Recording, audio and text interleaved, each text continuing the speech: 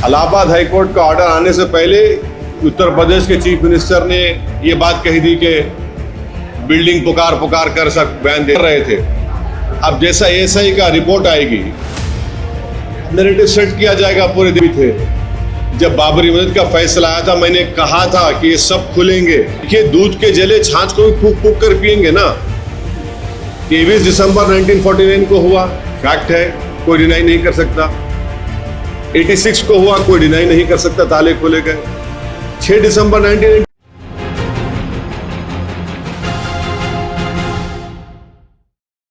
के मसले पर हाँ रिपोर्ट का आपने दिया है, तो आपको क्या तकलीफ है? आपको सुप्रीम कोर्ट ने भी वो कर दिया है कि एएसआई का सर्वे जारी करना चाहिए, तकलीफ क्या होती है?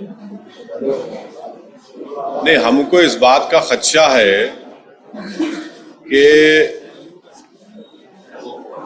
जो 23 दिसंबर 1949 को हुआ था, रात के अंधेरे में चोरों की तरह बाबरी मस्जिद में घुसकर वहां पर मूर्तियां रख दी गई थी मस्जिद के अंदर, और उसके बाद से मस्जिद में नमाज बंद हो गई। यानी 22 दिसंबर की रात में इशा की नमाज हुई और 23 दिसंबर से वह नमाज बंद हो गई। उस वक्त के जो डीएम साहब थे, नायर साहब ने उसको लॉक डाल दिया। हम अपनी मस्जिद से उस वक्त महरूम हो गए।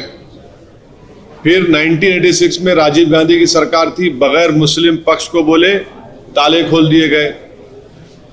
6 दिसंबर 1992 को सुप्रीम कोर्ट ने शिलान्यास का परमिशन दिया और वो तमाम विश्व हिंदू परिषद, बीजेपी, सब ये सुप्रीम कोर्ट को बोले कि हम बाबरी मस्जिद को हाथ नहीं लगाएंगे।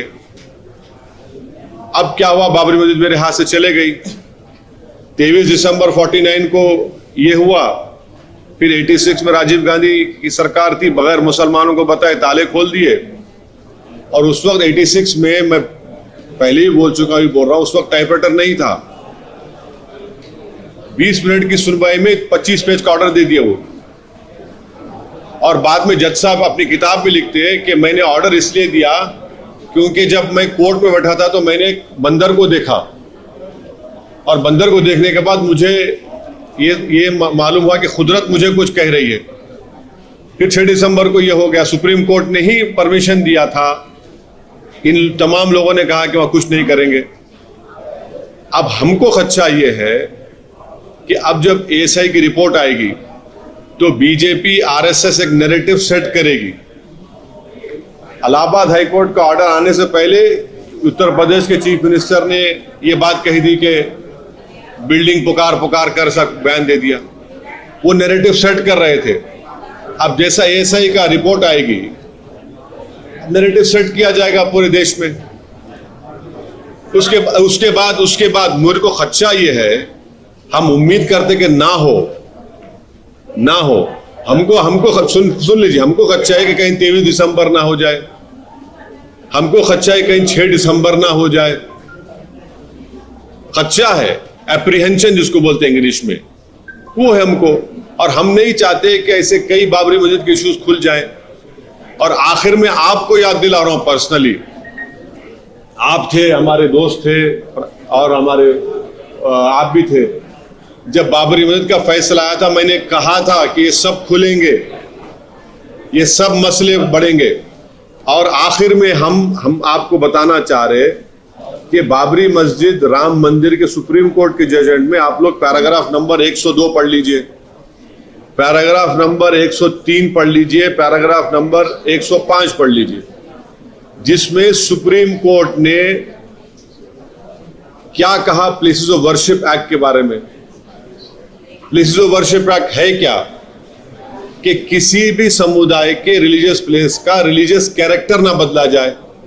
अब ये जो सर्वे होगा, इससे उस मस्जिद के रिलीजियस कैरेक्टर बरकरार रहेगा या बदल दिया जाएगा? जो योगी आदित्यनाथ ने कहा वो बात, वो कि रिलीजियस कैरेक्टर को रखने की बात थी या मस्जिद में से नमाज खत्म करने की बात उन्होंने की। तो इसीलिए हम आपसे कह रहे हैं कि सुप्रीम कोर्ट ने वाज़े तौर पर जिसमें अभी प्रेजेंट चीफ जस्टिस साहब भी उस बेंच में थे, उसमें पैराग्राफ नंबर 102 में उन्होंने कहा कि in providing a guarantee for the preservation of the religious character of places of worship as they existed on 15/8/1947 and against the conversion of places of public worship, Parliament determined that independence of colonial rule furnishes a constitutional basis for healing the injustice of the past by providing the confidence to every religious community that their place of worship will be preserved and that their character will not be altered. फिर अगर आप देखेंगे paragraph number 103 में, the law speaks to our history and to the future of the nation, cognizant as we are of our history and of the need for the nation to confront independence for the watershed movement to heal the wounds of the past. Historical wrongs cannot be remedied by the people taking the law in their own hands. In preserving the character of places of worship, Parliament has mandated in no uncertain terms that the history and its wrongs shall not be used as instruments to oppress the present and the future. अब paragraph number 5, माफ करना आपका time ले रहा हूं मैं, इसमें उन्होंने वही बात कही थी जो ये इसीलिए हमने ये ट्वीट किया था।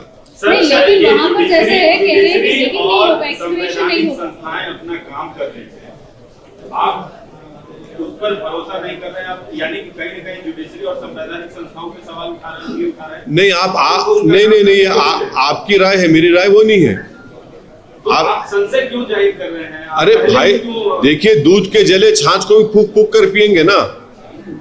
23 दिसंबर 1949 को हुआ, फैक्ट है, कोई डिनाई नहीं कर सकता। 86 को हुआ, कोई डिनाई नहीं कर सकता, ताले खोले गए। 6 दिसंबर 1992 हुआ, जिसको सुप्रीम कोर्ट ने कह दिया, उसको एग्रीग्रेस कहा, उन्हें अंग्रेजी का वर्ड इस्तेमाल किया, डेमोलिशन को एग्रीग्रेस कहा सुप्रीम कोर्ट ने। इसीलिए तो मैं कह रहा हूं कि हमको कच्चा के भाई नैरेटिव सेट करके आप 23 दिसंबर ना कर दे, आप 6 दिसंबर ना कर दे, तो आप कहना ये चाह रहे हैं कि संवैधानिक संस्थाओं नहीं, बिल्कुल नहीं, मैं वो नहीं कह रहा हूं। मैं तो बराबर उनको सुप्रीम कोर्ट की हो, लोअर कोर्ट हो, डिस्ट्रिक्ट कोर्ट हो, हम इज्जत करते हैं, उनको मानना पड़ेगा हमको। मैं आपको सिर्फ तारीख में क्या हुआ था वो आपको बता रहा हूं, और हम भी नहीं चाहते कि ऐसा बाबरी मस्जिद इशू खुल जाए।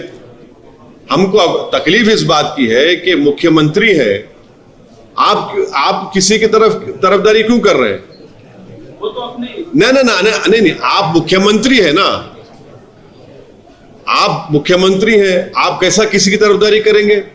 और ऑर्डर आने से पहले आपने अपना उस पर इज़हार ख्याल कर दिया। जो उसमें साक्ष्य मिले हैं उनका हवाला। अरे वो अभी देखिए, वो क्या मिले हैं नहीं मिले, कानून तो है ना 91 का। अच्छा, और एक बात मैं आपको बता रहा हूं कि काशी विश्वनाथ का 1983 का एक्ट है, आप तो यूपी के हैं। 83 के एक्ट में सेक्शन 5 ये देख लीजिए, जो डिफाइन करता है कि वो मंदिर का हिस्सा कितना है। 83 का एक्ट है वो, जिसमें ज्योतिर्लिंग का जिक्र किया गया। वो सब कानून है, रखते हुए मुख्यमंत्री ऐसी बात करेंगे। जुडिशरी अगर फैसला दूसरे पक्ष के हक में अगर देती है, क्या देती है? अगर